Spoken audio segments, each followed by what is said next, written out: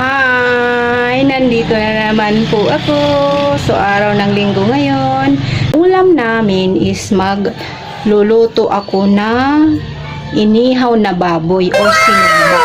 So, ayan. Meron na po akong dito. Ayan. Linagyan natin siya ng toyo at saka kalamansi. So, nagbabad na tayo. So, ayan. 1 kilo to pero hinati ko lang yung kalahati is nasa ref. Dahil magluluto naman ako o lulutuin ko naman yun na humba. So, ayan. Tapos, nag-ready na po ako dito. Ayan.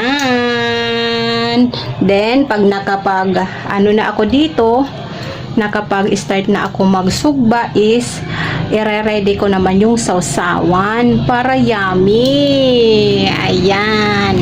Ayan na yung sausawan natin. Na-ready ko na. So, ayan. Meron tayong sili, luya, sibuyas, kamatis. Tapos, nagyan ko ng toyo at kalamansi. Nanguha tayo doon sa taniman natin. Ayan na yung baboy. Ayan. Tapos andito yung natin, medyo nasunog kasi yung taba. Yan. Yan. Dalawa lang naman kasi kami.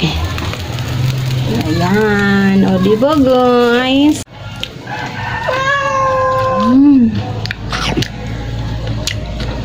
Nanunuot yung alsem tsaka yung alap. Grabe. Simula nung dumating ako dito, ngayon lang ako nakatikim ng sinugba na baboy. Tama. Kasi mostly isda yung sinusugba ko. Ayun. Kasi doon, hindi naman ako nakapagsugba. Grabe. Masarap. Ayan na guys. Yung sinugba natin.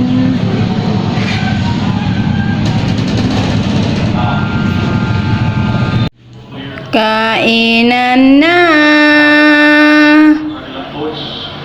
Kainan na tayo guys. Thank you for watching.